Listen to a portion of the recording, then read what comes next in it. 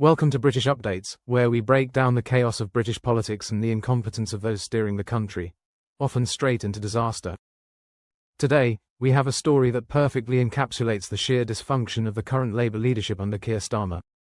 If you thought things couldn't possibly get worse, think again. Last night's events were nothing short of a catastrophe. So, grab a cup of tea, sit back, and brace yourself for the latest implosion from Labour. Politicians making mistakes is nothing new, but what we witnessed was on an entirely different level.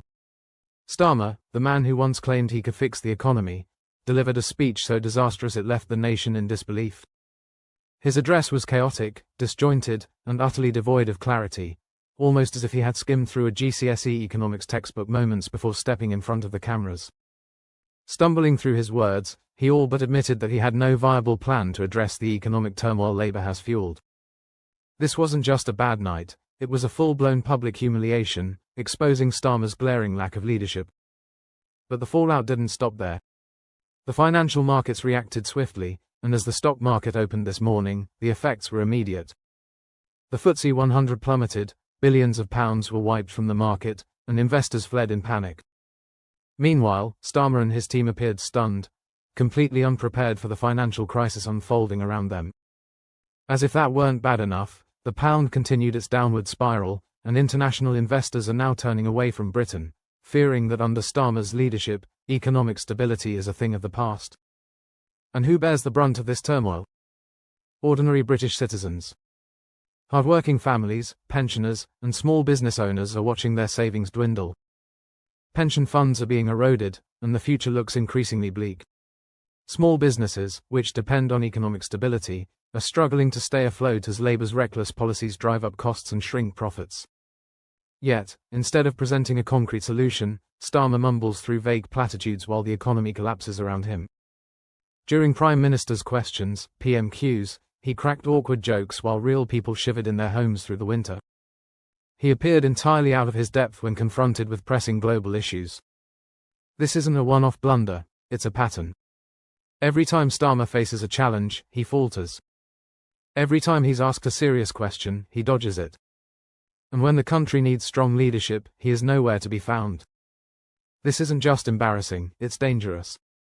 While Starmer stumbles from one failure to another, real people are paying the price. And how does Labour respond? Instead of taking responsibility, they shift the blame, pointing fingers at the markets, investors, and even the previous government. Their complete lack of accountability is staggering. The real question is, how much longer will we tolerate this? How many more economic downturns, market crashes, and humiliating public performances must we endure before saying enough is enough? Keir Starmer and Labour's economic policies are an unmitigated disaster, built on empty promises and reckless decisions. They continue to rely on excessive borrowing, piling up debt that will inevitably fall on the shoulders of ordinary taxpayers. And don't be fooled, tax increases are coming. They'll disguise them as stealth taxes, making it harder to notice until it's too late. Under Labour, businesses are being squeezed, making it harder for them to thrive. Investor confidence is plummeting, companies are scaling back, and some are even considering leaving the UK altogether. Starmer's team seems utterly baffled by this, as if they cannot comprehend why businesses are pulling away. It's evident that they have no real understanding of how the economy, or business, actually works. And what about Labour's so-called economic vision? It's nothing more than fantasy. They promise a brighter future, but their plans rest on unrealistic borrowing and empty rhetoric. Every penny they borrow will eventually need to be repaid, by you, the taxpayer.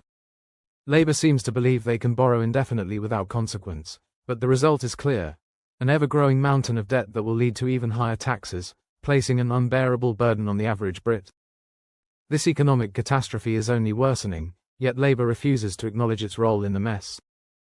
Financial collapse is hitting hard, and ordinary people are suffering, whether it's small business owners struggling to survive or pensioners watching their life savings vanish.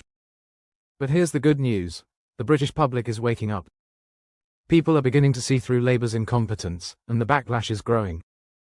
Former Labour supporters are now questioning their choices, and the party is rapidly losing ground. The rise of alternative parties like Reform UK signals a growing demand for real solutions. And yet, Starmer remains unmoved. He ignores the mounting evidence of his government's failures and carries on as if all is well, while the financial security of British citizens crumbles. So, how much longer will we stand for this? How much more damage will we allow before we demand change? The time to act is now. We must hold Labour accountable before it's too late. The British people deserve better than this. And if Labour refuses to deliver, then it's time we find leadership that will.